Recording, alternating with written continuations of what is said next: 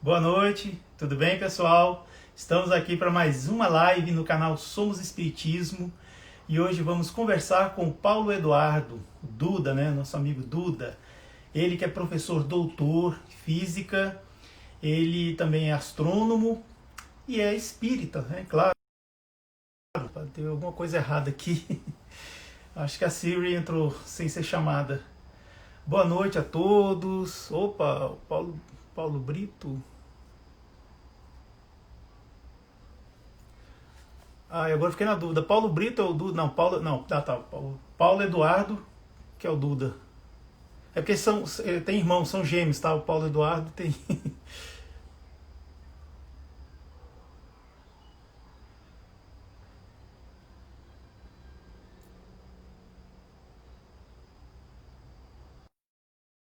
Vamos esperar ele entrar aqui, né, na sala com a gente, para nós começarmos efetivamente a nossa live. Vamos falar sobre há muitas moradas na casa de meu pai. Estamos só aguardando o Paulo Brito entrar, que aí a gente começa a nossa live. Ele deve estar tendo alguma dificuldade, né, para entrar, porque tá aguardando. Tá aguardando o Paulo Brito. Oi, Paulo, boa noite, tudo bem com você? Obrigado por ter vindo, viu? Betânia, boa noite. Vanderlei, muito obrigado, seu Vanderlei. Edna, muito, né, prazer ter estar aparecendo aqui. A Tati Soares está aqui também, muito bom. Gabi está aqui também, Gabi, cientista espírita. Brito 56, muito obrigado por vir. Elda Evelina, minha amiga, muito obrigado por estar aqui. Rick, Paula, Beatriz. Paulo Brito entrou. Deixa eu ver aqui. A gente está tendo um pequeno probleminha para ele entrar aqui. Agora vai. Agora ele vai aparecer. Não é magia, é tecnologia. Quer ver?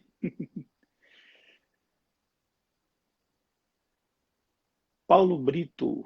Gente, lembrando que hoje, às 21 horas, essa live ela vai encerrar às 20. Aí, às 21 horas, eu vou participar de uma live como convidado no perfil do Cefac. E nós vamos falar sobre o tema Pai, perdoa-lhes porque não sabem o que fazem. É uma comemoração em relação ao mês de agosto, né, mês dos pais. Nós estamos aqui esperando o Paulo Duda entrar, né? De Brito Paulo Eduardo, né? Ele está aqui já. Estou só esperando ele entrar, né, na nossa live para a gente efetivamente começar. O nosso tema é Há muitas moradas na casa de meu pai, né? Quantas moradas existem? Quantas moradas, né? Imagine esse universo todo.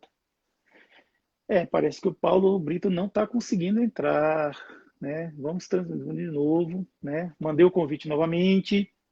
Vamos só aguardar o Paulo Duda entrar e a gente começa efetivamente a live. Hum, Ah!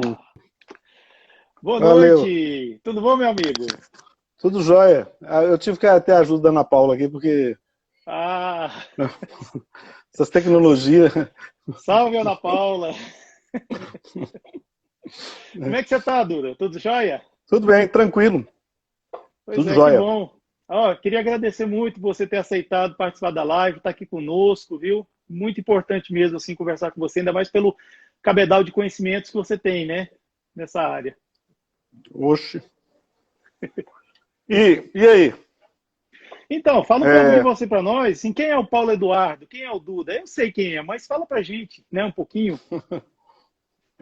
é, Boa noite, pessoal. Eu estou vendo aqui, mas não dá para eu ficar acompanhando a discussão aqui, sabe? É, mas deixa eu só desligar o computador aqui. Pronto. Eu sou o Duda, né? No meio espírita eu sou conhecido como Duda, que é o meu apelido, né? E como professor de física e de astronomia é Paulo Brito, né? Tudo é por causa de Eduardo, né? Eu tenho um irmão gêmeo que é Paulo Brito também, então cada um. Aí o segundo nome que é o nome da família, né? Duda. Eu sou espírita desde que nasci. Minha bisavó era espírita, né? Então, aquela discussão, você O que muita gente fala que se tornou espírita pela dor, o meu foi completamente pelo amor, né? Mas eu comecei a me envolver mesmo com o movimento espírita na época da minha juventude, há pouco tempo atrás, né? Bem pouquinho Acho que tempo. você se lembra, né? Você se lembra, né? Gente, eu não canso de falar isso. O Duda deu aula para mim na mocidade espírita, viu? Mas ele Bem, tem mais cabelo branco do que eu. Mas... você tá de chapéu, ninguém tá vendo seus cabelos, né? Então, a gente usa as técnicas, né? E Pois, eu sou formado em física, né? Eu vim de Minas, né? A gente fala que é de Minas quando a gente mostra essa canequinha aqui, né? Galo. É do Galo, né? Mas aí eu fiz o curso tanto física quanto o mestrado e doutorado em física aqui no INB, né? E depois eu passei um tempo fora para fazer um pós-doc, e quando eu voltei para o Brasil, eu trabalhei na Universidade Católica aqui de Brasília durante 10 anos e meio. E foi nesse período que eu comecei a fazer trabalhos de divulgação de astronomia. Meu filho, na época, tinha 8 para 9 anos, e na escola dele ele estava estudando sobre sistema solar, e aquela relação entre família e escola, eu fui como pai falar sobre sistema solar. E gostei, né? A professora gostou, eu fui para a turma da tarde, fui para a turma dela em outra cidade satélite aqui de Brasília, e daí eu fui trabalhando, fazendo divulgação em várias outras escolas, professores que iam me chamando. Aí na Universidade Católica eu comecei a ministrar a disciplina astronomia, e lá então houve todo um suporte para que a gente comprasse um telescópio e começasse a fazer divulgação de várias atividades. Há 12 anos atrás, eu fui para a UNB do campus de Planaltina. E um dos projetos iniciais que eu tinha lá, além dos meus projetos de pesquisa na área de simulação eletrônica, simulação computacional, eu fiz esse trabalho de projeto de extensão que chama Escola nas Estrelas, que é divulgar astronomia e cosmologia nas escolas, tanto de ensino fundamental, ensino médio, e qualquer pessoa que quisesse. Então a gente tem vários telescópios na universidade, planetário inflável, em que a gente leva nas escolas, as crianças e os jovens entram e a gente visualiza o movimento das estrelas no céu. E é um tema que dentro do movimento espírita também já levei em grupos espíritas aqui que eu tenho relação, né? Então sempre quando esse tema é falado, né, sobre pluralidade de mundos habitados, outros mundos, eu entro com esse foco da ciência, né, junto à ciência espírita também. uhum. Então Duda, pode dizer. não, é o seguinte, eu só queria, que agora me ocorreu aqui, vamos fazer uma prece de início, assim, para depois a gente continuar, assim, pode ser? Você prefere fazer a prece? Você não comanda. Não, pelo amor de Deus, Não, você não comanda. Esse espaço é nosso, esse espaço é nosso. Você prefere fazer a prece agora ou no final? Tanto faz. Pode fazer no início, eu vejo aí que você faz no início, aí o pessoal faz no final. Então tá bom. Eu quero convidar então a todos que estão presentes, ao Duda, né, que se sentirem à vontade, fechar os olhos, mais no sentido de concentração mesmo, elevação de pensamentos, e agradecer por estarmos aqui no conforto de nossas casas, ou no lugar onde podemos acessar essa live. Pedir para que os bons amigos do mundo espiritual se acerquem de nós, nos intuindo, nos influindo com seus fluidos, seu amor, e que nós possamos ter, assim, claridade nos pensamentos, nas ideias, e podemos contribuir para o conhecimento uns dos outros. Muito obrigado, assim seja. Então, o nosso tema é: há muitas moradas na casa de meu pai, né? Quantas moradas será que existem na casa do meu pai, Duda? Toda vez que eu falo, então, desse tema, né, eu começo a falar do ponto de vista da ciência astronomia e física, que é a parte mais material, sem falar da parte da componente não física, né, que é a parte espiritual. Só para ter uma ideia da dimensão do nosso universo, né, até a época de Galileu, né, o universo era restrito, era extremamente restrito. Era um pouco antes de Galileu, antes de Copérnico. A ideia é que a Terra era o centro do universo, existiam as esferas que colocavam os planetas, né? Eram 5 planetas conhecidos, né? Mercúrio, Vênus, Marte, Júpiter e Saturno, que são visíveis no céu. Inclusive Júpiter e Saturno, se você for lá para fora agora e olhar lá para cima, você vai ver Júpiter mais brilhante no céu e logo abaixo Saturno. Eles são todos visíveis a olho nu. E a Lua, o Sol e as estrelas fixas.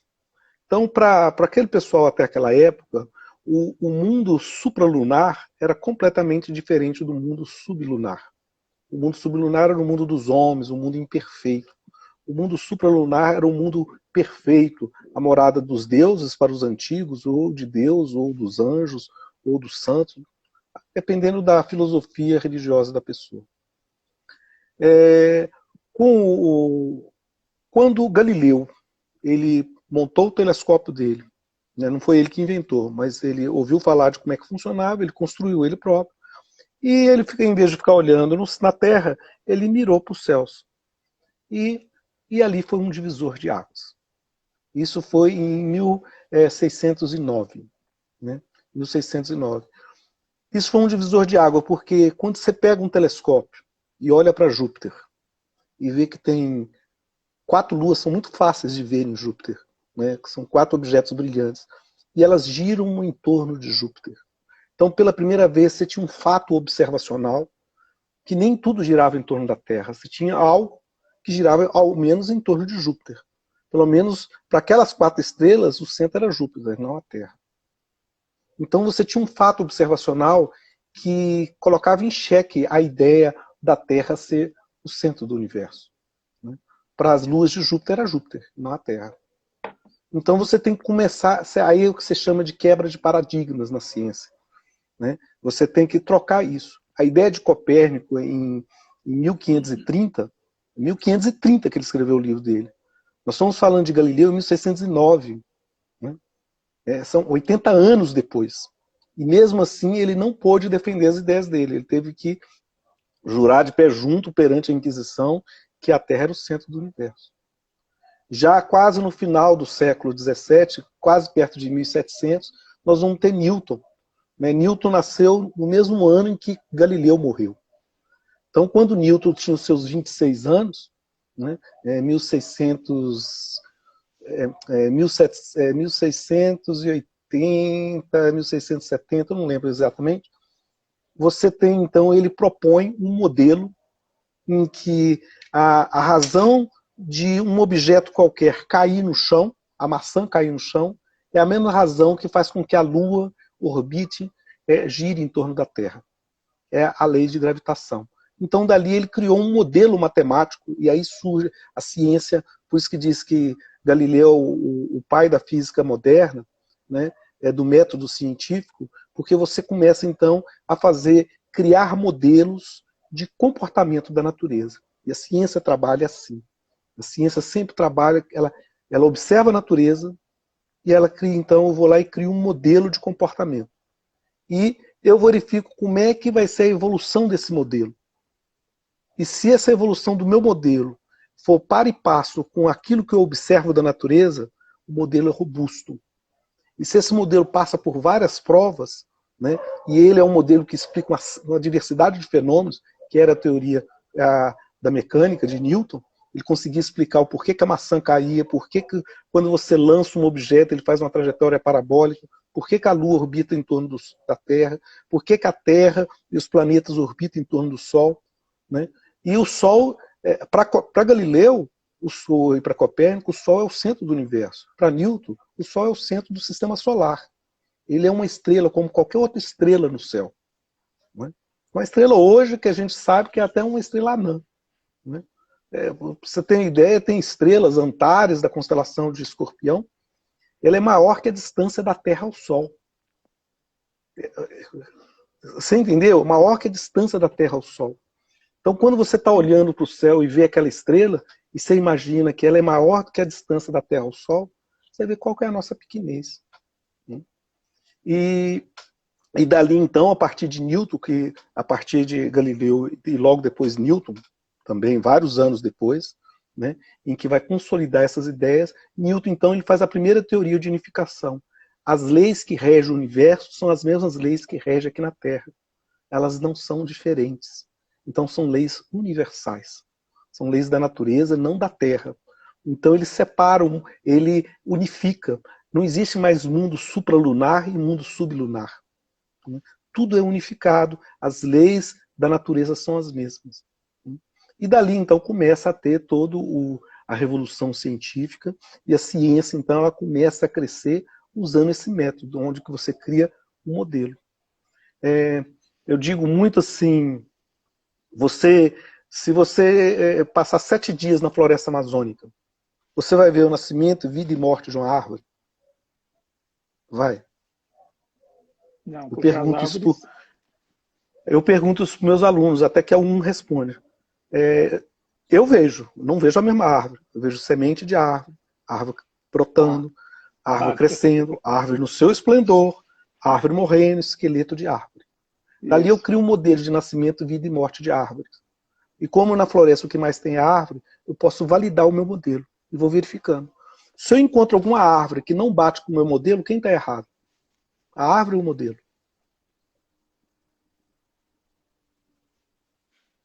É o modelo. Eu tenho que voltar para a prancheta e refazer, porque a árvore está lá. A árvore não está nem aí para o meu modelo. É a mesma coisa. As leis da natureza, elas estão aí. O que a gente faz são modelos para representar a natureza. Né? E com isso, então, a astronomia ela cresceu bastante, né, com o apoio da física, né, porque ela começou a descrever de forma matemática e de forma precisa os movimentos celestes. A astronomia é a ciência, uma das ciências mais antigas, porque desde a antiguidade, desde quando a gente começou a plantar e a criar animais para alimentação, a entender o ciclo da natureza, entender o ciclo do comportamento da Terra, passa a ser fundamental para que a gente possa fazer planejamento. Qual é a melhor época para plantar, a melhor época para colher. Né? Com isso, então, você usa o movimento das estrelas para entender o ciclo do planeta.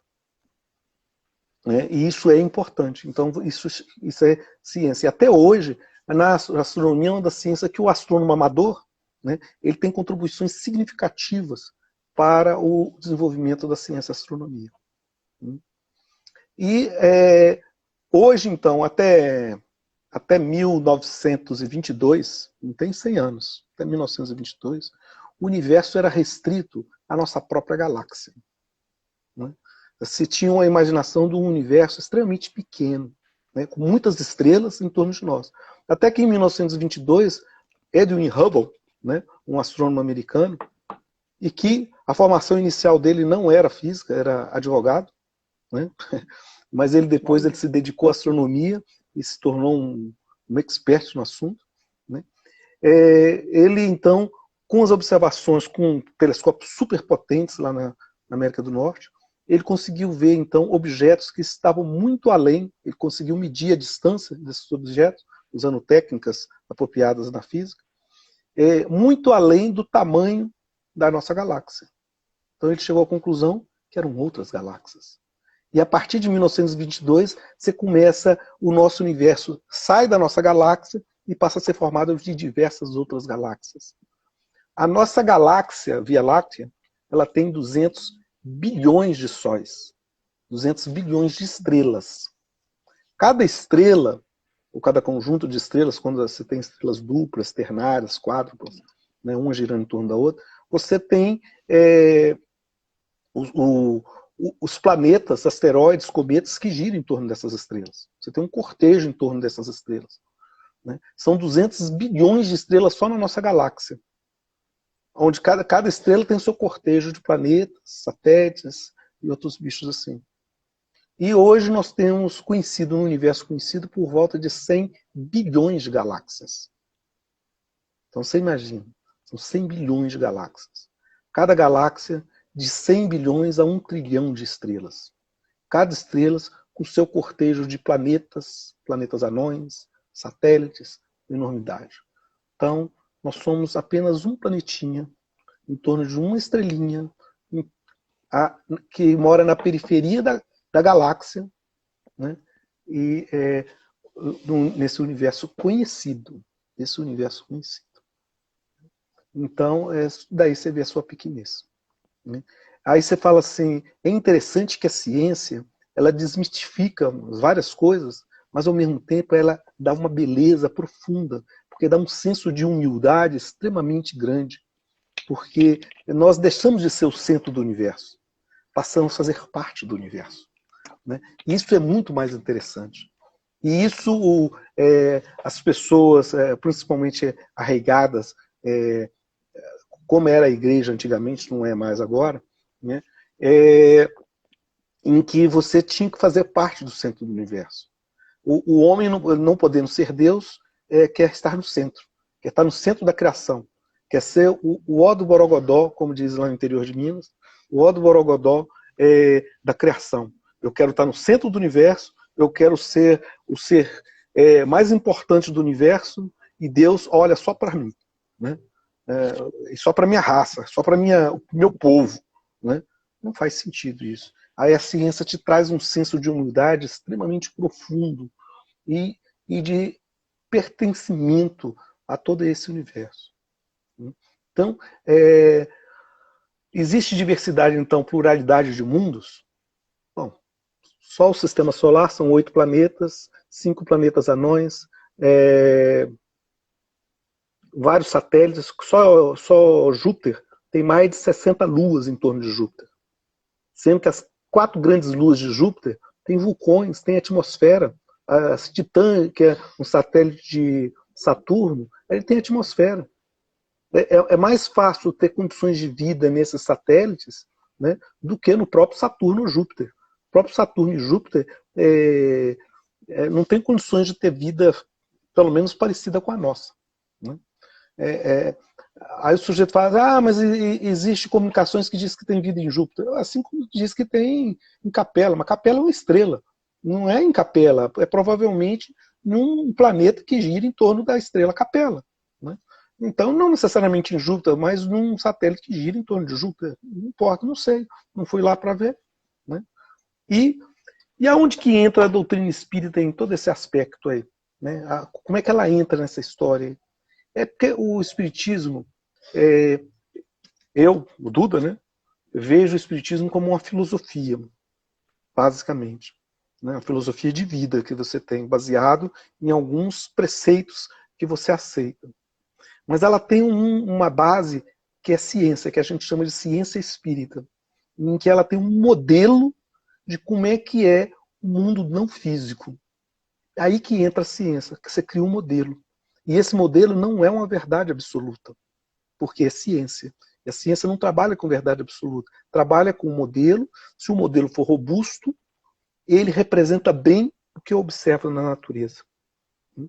Então, a grande chave dentro do Espiritismo é o que a gente chama de perispírito, né? Em que ele é um modelo, né, de como é que é essa componente não física do ser humano, e como que é essa possibilidade de você interagir com um mundo não físico, que é o mundo espiritual.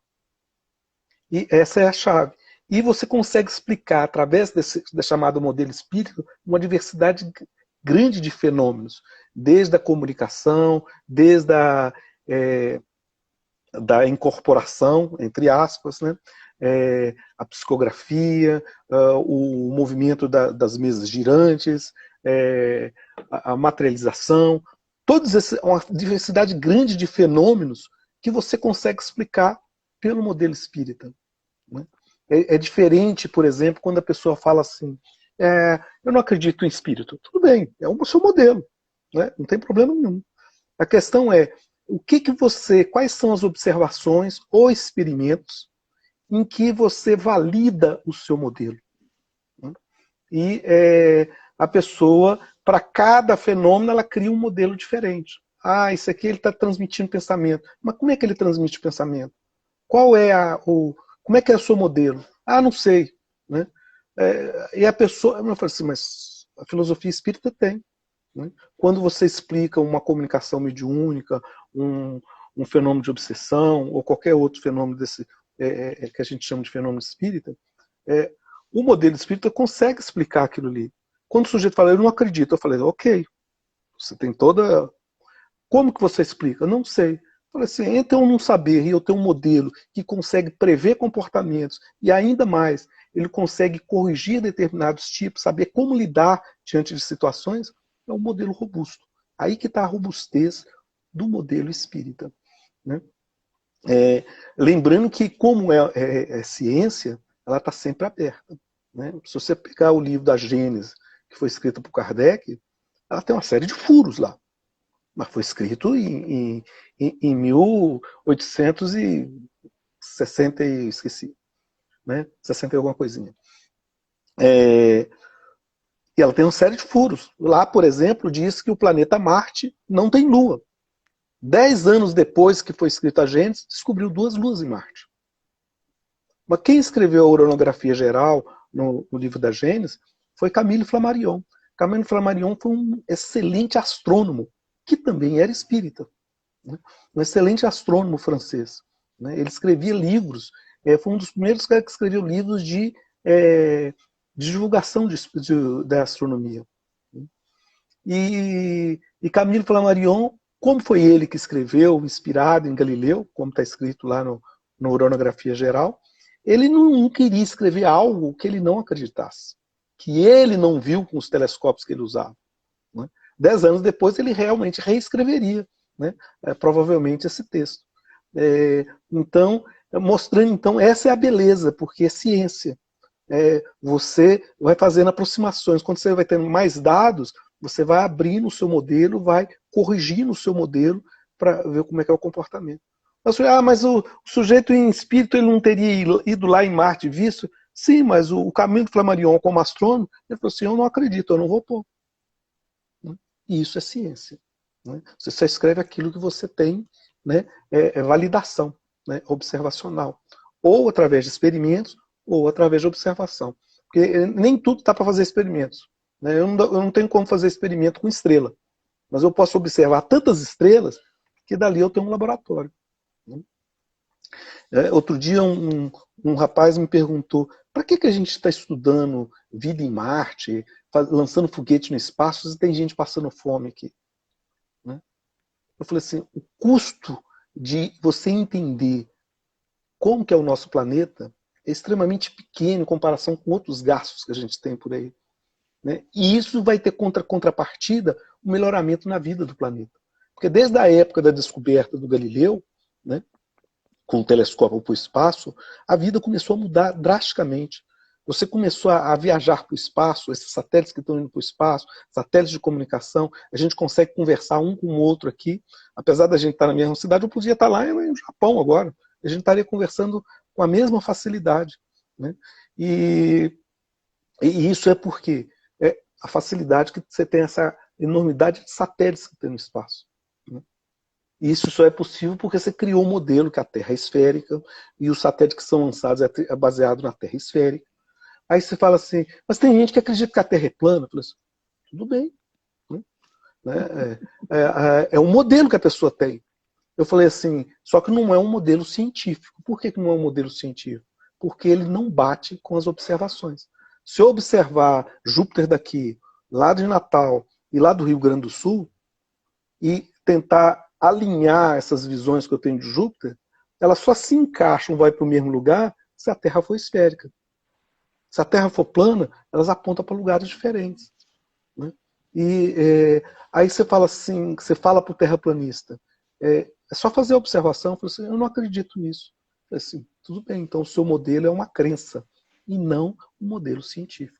Assim como na época do Galileu, o Galileu falou assim para o pessoal, olha no telescópio para você ver, eu não olho, isso é um instrumento do demo, eu não acredito. E não olharam. Né? Por quê? Porque o sujeito teria que quebrar aquele paradigma. O verdadeiro cientista, é aquele que, diante dos fatos, que derruba o seu modelo, abre mão do seu modelo e se apega a outro. Né? Então, no espiritismo, na ciência espírita, na ciência do mundo não físico, não é diferente. Né? E você tem que ter essa postura. Hoje, se você for pegar um dos livros do André Luiz, você vai ver que ele fala da parte mediúnica, no livro Mecanismo da Mediunidade, por exemplo, em que ele usa, ele não fala de fluido elétrico, fluido magnético, como se dizia na época de Kardec, porque era assim que a física trabalhava. Hoje a gente não fala assim mais. Hoje não faz mais sentido falar isso. Já André Luiz fala em campo elétrico, campo magnético, mas aí ele fala de campo mental, né? E que o pensamento seriam vibrações nesse campo mental. Assim como as ondas eletromagnéticas são vibrações no campo eletromagnético. Assim como a onda do mar é vibração, só que é da superfície do mar. Né? As ondas sonoras é vibração da matéria. Né? O pensamento seria vibrações desse campo mental. Só que esse campo mental ele carregaria o quê? Carregaria sentimentos, coisa que o campo eletromagnético não carrega. Isso é um modelo. Como é que eu posso validar isso? Construir um modelo robusto e através de observações e experimentações. Experimentações é com médium, né? A gente senta tudo e faz. Né? Na época de Kardec se fazia muito isso. Né?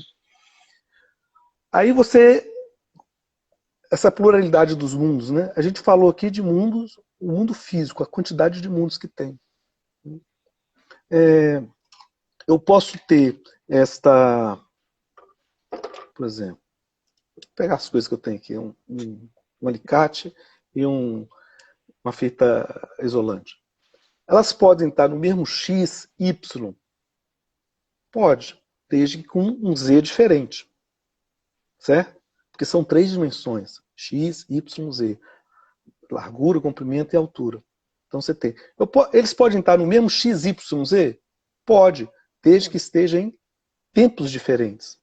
Mas eles podem estar no mesmo X, Y, Z e T ao mesmo tempo? Não. Nós moramos num universo de 4 dimensões. Agora imagine que tivesse uma outra dimensão, que não é nem espaço e nem tempo, uma outra dimensão. Vamos chamar essa dimensão que normalmente no meio espírita se chama de vibração, né? Mas um nome que como a gente não tem nome, as pessoas vão fazendo por ideias que têm ideias. Né? Aí você poderia, né? Você ter ao mesmo tempo, no mesmo XYZ, mas só que com essa quinta dimensão diferente, no mesmo lugar. Então aí você poderia explicar através de um modelo. Você está vendo que esse modelo vai além do modelo da época de Kardec, mas que são ideias que existem aí no meio espírita, na parte científica, em que você poderia ter outras pessoas, que aqui do meu lado aqui está o Joca, do seu lado está o seu companheiro, o meu chama Joca, né? Está o Joca, né? E você não está vendo, né? Mas ele está aqui, né? Aí eu estou fazendo, você está batendo nele? Não, né? Por quê? Porque está em outra dimensão, né? Está em outra dimensão. O que é outra dimensão? É a mesma coisa que está falando assim, essa mão está batendo nessa mão? Não, por quê? Eles estão no mesmo X e Y, mas são com Zs diferentes. O Z é diferente. Aqui o Joca também está em outra dimensão. Então, não bate. Né? Não bate. Você tem para quem tem curiosidade disso, a gente fala de dimensões, Carl Sagan, daquela série Cosmos, ele tem lá sobre Planolândia. Depois procura no YouTube, Planolândia, do Carl Sagan. Planolândia. Planolândia. Planolândia, é país do plano. Né? E ele fala, né, país do plano. Aí ele fala sobre como é que seria na Planolândia. Só tem X e Y e o tempo. Não tem o Z. Né? Então tá ali o quadrado, o círculo, o triângulo, vive ali na Planolândia, né? No plano. Aí chega um ser tridimensional e pousa. Aí ele vai ver 2 buracos assim. Fala, de onde que ele surgiu? E ele desaparece. Ué, para onde que ele foi? E ele reaparece lá na frente. Você entendeu? Né? Ou seja, mas o sujeito que vive na Planolândia não tem ideia do que é a terceira dimensão. E quando ele tem, O mundo dele muda completamente. Imagina o nosso também, quando a gente for para outras, ter noção de outras dimensões. Então, você imagina então que dentro do modelo espírita, paralelo a esse nosso mundo físico, existem outros mundos também físicos, mas que têm essa outra dimensão com valor diferenciado. Por isso que a gente não tem acesso a elas. Né? E eles que estão lá, têm acesso ao nosso? É igual o cara que vive em 3 dimensões e vê o sujeito que mora na Planolândia. Né? O cara da Planolândia não vê você, mas você vê ele. Eles também. Né? Quando ele tem noção em qual dimensão que ele está, que ele tem a outra 5ª dimensão, ele visualiza quem está nas 4 dimensões aqui, as 3 espaciais e atemporais, e então você tem uma diversidade de mundos. Né? De mundos. Né? Isso falando de mundo físico. Você tem ainda componente espiritual ainda. Né? Então, será que existem muitos mundos? Existem. Né? Você pode perguntar assim para mim, você acredita em ET? Né? Eu acredito. Você sabe que os elementos químicos mais abundantes do universo, e a gente sabe disso, porque a gente olha para as estrelas e vê qual é o elemento químico que aquela estrela é formada. Fazendo o quê? Olhando pelo espectro luminoso. Você sabe quais são os elementos químicos que compõem. E os elementos químicos mais abundantes do universo, o primeiro é hidrogênio, o segundo é o hélio. Depois você tem o carbono, o oxigênio, o nitrogênio. Né? Tanto que a gente chama de chão. O hélio não combina com ninguém, mas o carbono, o hidrogênio, o oxigênio e o nitrogênio, tirando o hélio, são os elementos mais abundantes do universo. E são os elementos básicos para a vida. Você põe ainda o enxofre e o fósforo, pronto, está feito a sopa para fazer a gente. Né? E o elemento, a substância que usa 2 elementos químicos diferentes, mais abundantes do universo, é um tal de H2O. Não sei se você já ouviu falar. Né? H2O. Né? Mais conhecido como água. Né? Você sabe que no sistema solar a Terra não é o objeto que tem mais água. Europa, que é uma das luas de Júpiter, tem mais água que a Terra. Né? Tem 70 quilômetros de água congelada na superfície. Alguns acreditam que possa ter água líquida lá dentro. Né? E se tiver água líquida, pode ter ser vivo, parecido com nós. Não com nós aqui, parecido com seres vivos que vivem no planeta Terra. Então, isso no nosso mundo físico aqui, dessas 4 dimensões. Eu não estou falando da 5ª, porque como a gente aqui está amarrado aqui, a gente não tem acesso direito a elas, né? Exceto quando alguns de nós, né, consegue sair do corpo físico, transcender e começar a visualizar outros mundos. E mesmo assim com muita dificuldade. Por quê? Porque ele ainda tanto tempo que a gente está encarnado aqui que a gente fica desacostumado como é que é essa alta dimensão. Né? Então, existe vida em outros planetas? Provavelmente. Eu só não acredito que eles chegaram até aqui fisicamente, porque é muito distante. Só para você ter uma ideia, a estrela mais próxima da Terra é a Alfa Centauro. A constelação de Centauro fica ali perto do Cruzeiro do Sul. Quando você vê o Cruzeiro do Sul, tem 2 estrelas, eles chamam de guardiões do Cruzeiro aqui no Brasil. A mais brilhante delas é a Alfa Centauro. Ela está a 4 anos-luz de distância. O que é ano-luz? É a distância que a luz percorre em 4 anos. Um ano-luz é 10 trilhões de quilômetros. Para você ter uma ideia do que é essa estrela, se a distância da Terra ao Sol fosse de 15 centímetros, isso aqui, ó, aqui está o Sol, aqui está a Terra, essa estrela mais próxima estaria dentro dessa escala a 40 quilômetros de distância. 40 quilômetros. É a distância da rodoviária de Planaltina à rodoviária de Plano Piloto. Né? 40 quilômetros. A nave mais rápida que o homem já fez foi a nave que foi para Plutão, né? A Novo Horizonte. Ela foi a 30 quilômetros por segundo. Vamos imaginar que a gente consiga criar uma nave que viaja 300 quilômetros por segundo. Vai daqui até a Lua em menos de 1000 segundos. Em menos de 1 hora. Tá certo? Vamos imaginar isso. Sabe quanto tempo que levaria para chegar até lá? 4.000 anos. 4.000 anos seria... Provavelmente, se você enchesse um pessoal numa nave espacial, iria chegar lá outra civilização, com outras filosofias de vida, com outras, né? Haver revoluções dentro da nave espacial e tudo mais. Não faz sentido isso. É muito mais fácil o cara morrer, vir em espírito e encarnar aqui. Né? Então, eu acredito em ET, acredito. Mas os ETs, eles estão tudo desencarnados. Né? Está tudo morto, né? Como se diz assim, no sentido que aparece em espírito. É muito mais simples. O modelo é muito mais tranquilo. E a diversidade do mundo é tão grande que eu acredito piamente que provavelmente dos quase 8 bilhões de pessoas que moram no planeta hoje, 6 bilhões, perto disso, deve ser a primeira encarnação na Terra. Por quê? Se você for há 150 anos atrás, quantos habitantes tinha o planeta? 1 bilhão. E aonde que estavam esses outros 7 bilhões? Estava no plano espiritual. Né?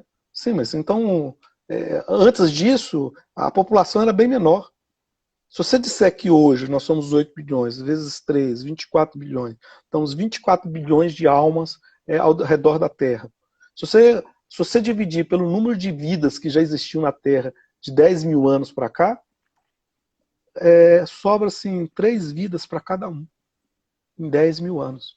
Não faz sentido. Né? Então, ou seja, a maior parte veio de outro planeta. A última encarnação estava em outro planeta. E quando a gente olha para aqui para a Terra, isso é interessante, porque isso chama-se globalização. Você hoje nascer no Brasil e crescer na Nigéria e depois passar o resto da vida na Austrália, não faz diferença nenhuma. Hoje acontece isso. Hoje a mobilidade no planeta Terra é muito grande. A mobilidade no plano, nos mundos também, na parte espiritual, ela é muito grande também, não tem dificuldade. Né? Você pode até pensar assim, mas como é que a pessoa viaja, assim, como é que essas distâncias? É outra física, porque tem essa outra dimensão que a gente ainda não tem acesso. Né? Diz o pessoal que estuda isso que é quase instantâneo, não é instantâneo, é muito mais rápido que a velocidade da luz. Né? Mas por quê? Porque não está nesse mundo de 4 dimensões aqui. Então, ou seja, a quantidade de possibilidades é muito grande. E hoje é muito comum as pessoas que são videntes, elas verem espíritos que têm formatos um pouco diferentes do nosso formato. Né? Que são espíritos que vieram de outro planeta e que ainda não mudaram sua forma perispiritual. Né? Aí por que eu tenho esse formato? Eu não tenho cara de, sei lá, de dinossauro, de crocodilo, de sei lá. Né? Porque eu estou encarnado na Terra. Os genes que tem aqui, eu tenho que utilizar os genes que tem aqui. É a roupa que tem aqui. Não importa. Né? E como é que se modifica isso? Né? Essa genética ela pode ser modificada? Você utiliza a própria teoria da evolução, não darwiniana, porque a teoria de Darwin ela é o acaso. Né? Dentro da teoria espírita, ela vai um pouco além. Ela não é o acaso, ela é orientada pelos engenheiros siderais. Né? Engenheiros que eu digo, engenheiros genéticos, engenheiros de construção de corpos e tudo mais, de adaptação àquele novo planeta. Né? Então, e essa globalização e essa visão mais global nos dá mais humildade também. Que a gente para de achar que somos seres superiores. Que dentro da escala evolutiva o espírito é superior a outros seres vivos. Assim, não tem correlação. Você não tem comparação. E você começa a mudar essa visão do mundo. Né? É interessante isso, né? Que você começa a diversificar o mundo. Você vê que no mundo físico a quantidade de mundos é tão grande, tão enorme. Né? Existe aquele filósofo que tem muitas falas na internet, o Cortella, né? Cortella. Ele tem uma vez uma fala dele que ele fala assim, ele é parado no trânsito, o sujeito diz, você sabe com quem está falando? Eu falei assim, você tem tempo? Tem tempo? Eu vou te falar. Né? Você é um das 8 bilhões de pessoas que habitam o planeta Terra, onde o ser humano é uma das é uma das espécies, de milhões de espécies ou bilhões de espécies que existem no planeta Terra. A Terra é um dos milhares de corpos que giram em torno do Sol, planetas, mas você tem outros, né? Asteroides, luas, satélites, centenas que giram em torno do Sol. O Sol é uma das 200 bilhões de sóis que giram em torno do centro da galáxia. Moramos na periferia da galáxia, uma galáxia de porte médio, não é muito pequena, mas também está longe de ser uma galáxia grande, né? Isso do universo conhecido, de 200 a 100 bilhões, de 100 bilhões de galáxias. Isso que você é. Nossa, isso nos dá uma questão de pequenez, mas ao mesmo tempo de grandiosidade, porque eu começo a entender o universo que eu estou mergulhado. Então, a grandiosidade do universo é essa, é você se reconhecer pequeno e, ao mesmo tempo, conseguir conceber essa grandiosidade, né? Essa que é a beleza da astronomia, você consegue conceber isso. E ela, aliada à visão do mundo não físico, ela vai muito mais além. Eu recomendaria muitos livros do Camille Flammarion. Ele tem 2 livros que eu gosto muito, 3 livros dele. Um chama O Fim do Mundo. É um livro de ficção espírita, ficção científica espírita. Ficção científica espírita. O fim do mundo. Um asteroide está vindo chocar com a Terra. Aí, isso já em 2500 e tanto, 2400 e tanto. Ele vai chocar com a Terra e aí os vários cientistas começam a fazer suposição do que vai acontecer com a Terra. O que vai acontecer? Então, os físicos dizem que vai bater, vai abalar fisicamente, e vai ter muitos terremotos, vai acabar com a vida. Outros dizem que é os gases que vão ficar na atmosfera. E outros dizem que vai ser uma quantidade enorme de vírus que vai acabar com a vida. Cada um cria uma coisa assim. Mas o livro é de ficção, né? O livro é de ficção. O livro é muito interessante, porque ele vai explorando com a ciência da época, ele usa a ciência da época. A ciência que eu falo da época é da virada do século, de 1900, tá? Quando Camille Flammarion escreveu isso, 1900. E é muito interessante, porque ele vai mostrando toda a visão científica, né? Vou dar um spoiler aqui do livro, né? No final das contas, o asteroide bate lá em Roma, né? Lá o centro da igreja era Roma na época, né? Então, bate em Roma, acaba com Roma, né? Mas não acaba com o mundo, né? O mundo continua. Realmente há uma catástrofe mundial, né? Mas o mundo tem que se refazer completamente, né? Mas a vida continua. Né? E depois ele continua. Tem os capítulos seguintes que após todo esse processo, o que acontece daí a 1 milhão, 3 milhões de anos depois, quando a vida quase já não se comporta mais no planeta Terra, o que acontece? É muito interessante. Tem um segundo livro dele, esse é o meu xodó, chama Estela. Né? Todos esses acho que você encontra na Biblioteca Espírita Virtual, tem vários livros espíritas em PDF, né? E Estela, então ele conta a história de uma mulher, que chama Estela, em que troca cartas com as suas amigas, mas ela tem um pensamento moderno, vivia no final do século XIX, né? Para a entrada do século XX, mas tinha uma visão moderna. Ela questionava o mundo. Até que ela conheceu o Rafael, que era um astrônomo que vivia isolado numa torre que ficava observando as estrelas. Né?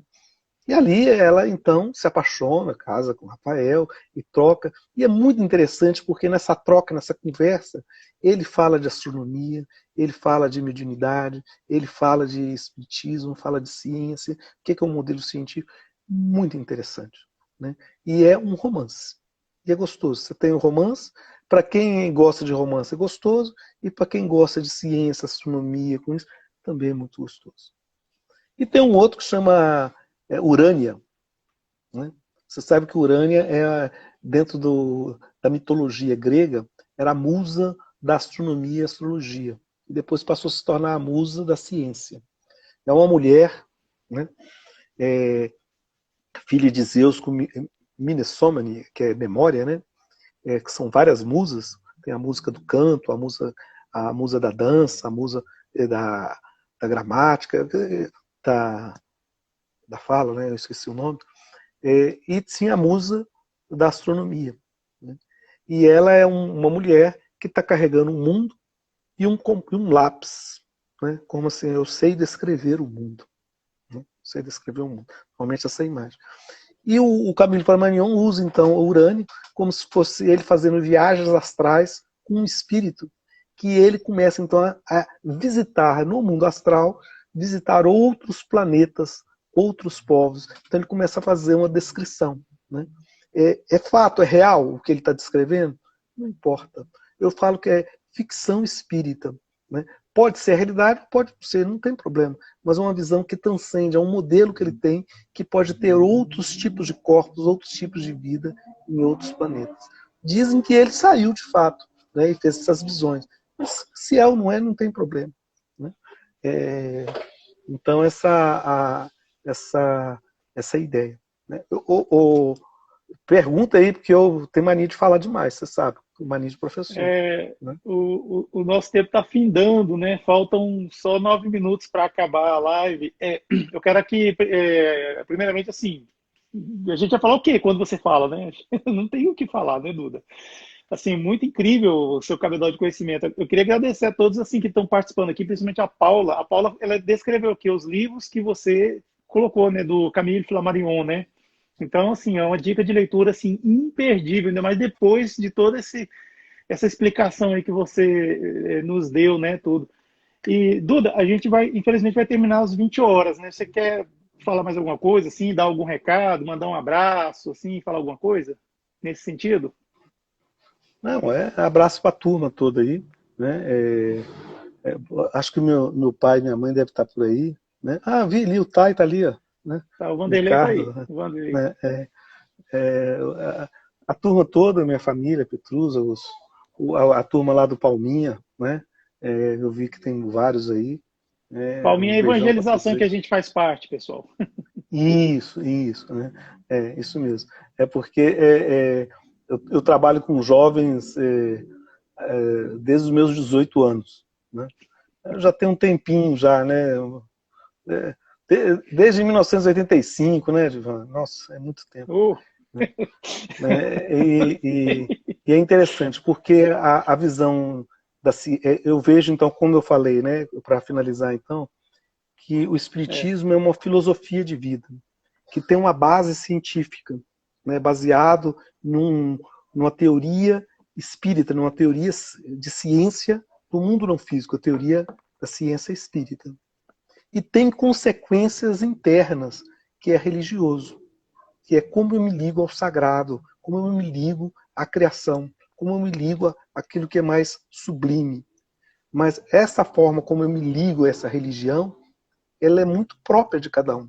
Porque a forma como eu me ligo ao mais sagrado é diferente de como você se liga, como outros se ligam e outros.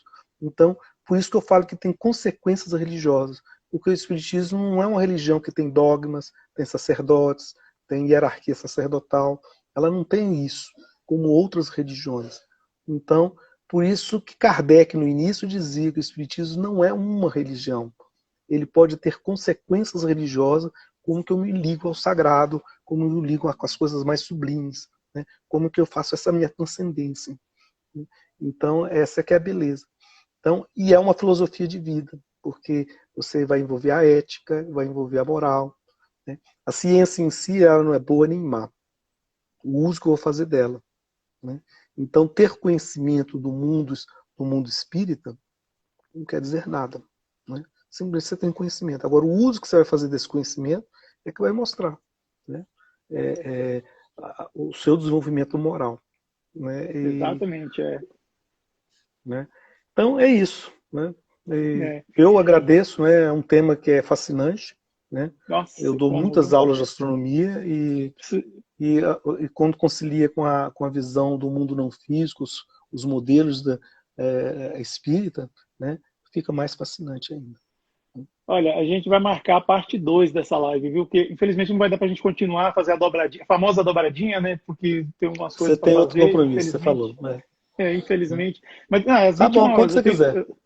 Pois é, aí marcar a segunda parte, porque sinceramente, viu, é muito bom, cara, assim, pelo amor de Deus, né? Então, o pessoal tá gostando aí, tô vendo a chuva de corações aí pro Duda, por favor, gente, ó, chuva de corações, porque o que ele falou, puxa vida, eu sinto a inveja dos garotos lá da Mocidade Palminha que pegam aula contigo. Meu Deus, cara, como deve ser louco. Gente, siga o Paulo Eduardo Brito, tá bem aqui, ó, nesse cantinho aqui, ó, tá aparecendo o perfil dele, sigam ele no Instagram. E, por favor, se puder também, siga a gente, o canal Somos Espiritismo, pra gente continuar trabalhando, né, fazendo aí essa, assim, não só as lives, mas as postagens todas, né. E, Duda, do fundo do meu coração, agradeço demais por você ter vindo aqui, participar dessa live, seu cabedal todo de conhecimento, né? Star Trek, né? Forever. E assim, obrigado mesmo. Agradeço a todos que participaram da live, estão aqui conosco. Olha aí, Spock. Que gracinha. E assim, todos que participaram, estiveram conosco, assim, muito bom mesmo, viu? E faltam 5 minutos, você então faz a nossa prece? Uma prece de 4 minutos?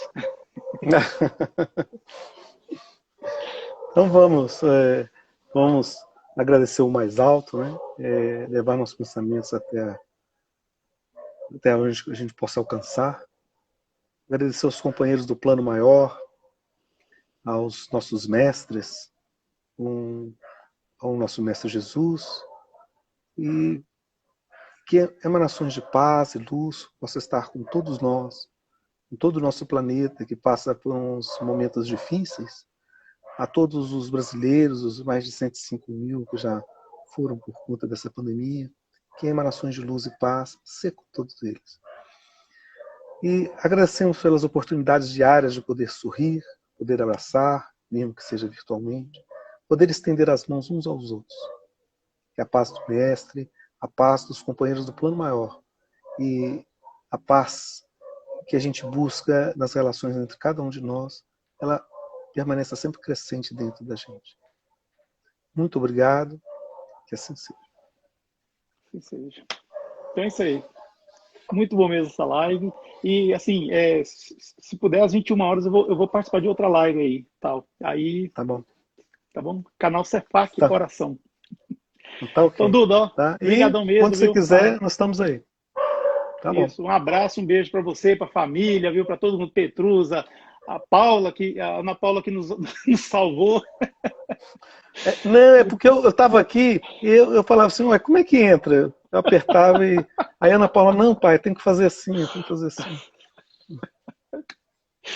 É isso aí. Ó, eu vou encerrar a live, mas ela vai ficar gravada no IGTV do canal Somos Espiritismo, né? Então, assim, quem não souber chegar lá, fala com a gente que eu mando o link. Ou então fala com se tiver uma Ana Paula na sua família, fala que ela vai botar você lá para ver no IGTV. O Duda falando. Foi maravilhosa essa live, gente. Ó, Falou, obrigado obrigado. mesmo, viu? Tá com Deus. Tchau. Tchau.